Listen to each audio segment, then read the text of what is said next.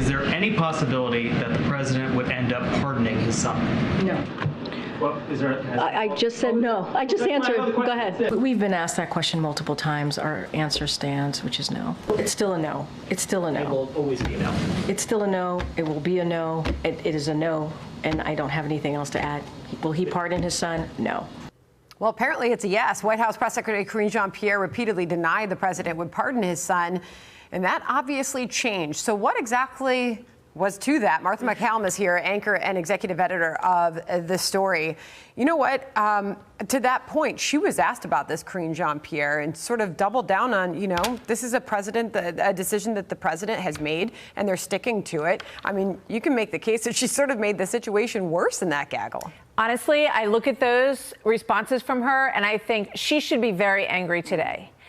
She should go in there and say to President Biden and the rest of the leadership that you sent me out there and you made me lie. And that's wrong. She could have been more equivocating. She could have said, let's let the system play out. Let's see what happens. He's supposed to be sentenced. Let's just be honest that they were still in the midst of figuring this out. I think that nobody is hugely surprised that the president has decided to pardon his son. He was about to be sentenced on the 12th and the 16th of this month. One of the things that we're going to talk about, we have Gary Shapley and Joe Ziegler on this afternoon on The Story. And Shapley posted, after he saw what President Biden said, that it was clear that Hunter was singled out because he was my son. And they take that very personally, the whistleblowers, because they're saying, we investigated this case starting in 2018. For several years, we were basically cut off at the turn every time we got close to figuring out who was involved here and if President Biden was cognizant of some of these tax evasion and business dealings. And they got cut off at the knees by David Weiss, they claim.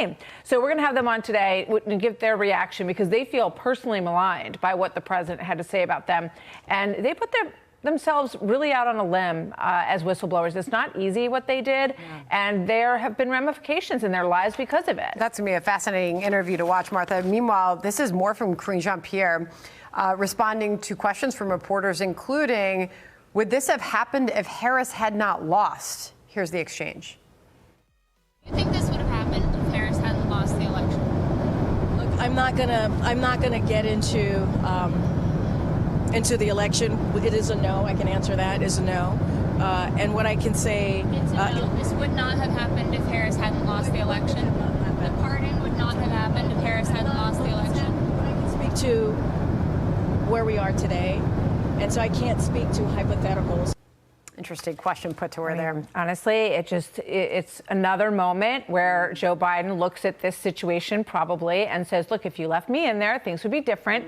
I figured that Harris was going to win, and she didn't. And now I've had to backpedal on something that I didn't want to have to do. But now I have to free Hunter before he gets sentenced. Apparently, the left is not happy about this either. So first, this is Colorado Governor Polis in a new tweet saying, while as a father, I certainly understand President Biden's natural desire to help his son by pardoning him, I'm disappointed that he put his family ahead of the country.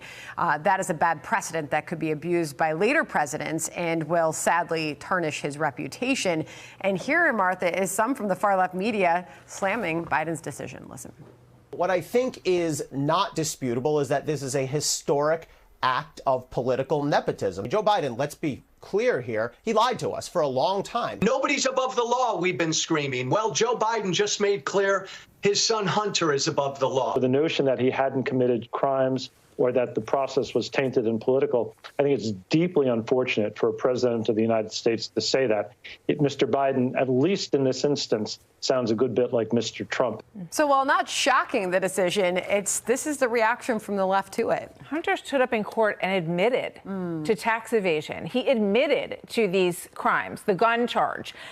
So he has already said that he did these things. I think, the more honorable thing to do would be to wait this process out and to say that, and for Hunter to say, let's see what comes my way when I get sentenced. The pardon option was always going to be on the table all the way up to January 20th. It's early, and it is not playing out very well. Which leads us to our final bit of sound from Karine Jean-Pierre in that back and forth with reporters today. She was pressed on Biden saying that the DOJ is infected with politics. Listen. He saying his own Justice Department is broken, Karine. He believes in the Justice Department. He believes that there was. After saying all that?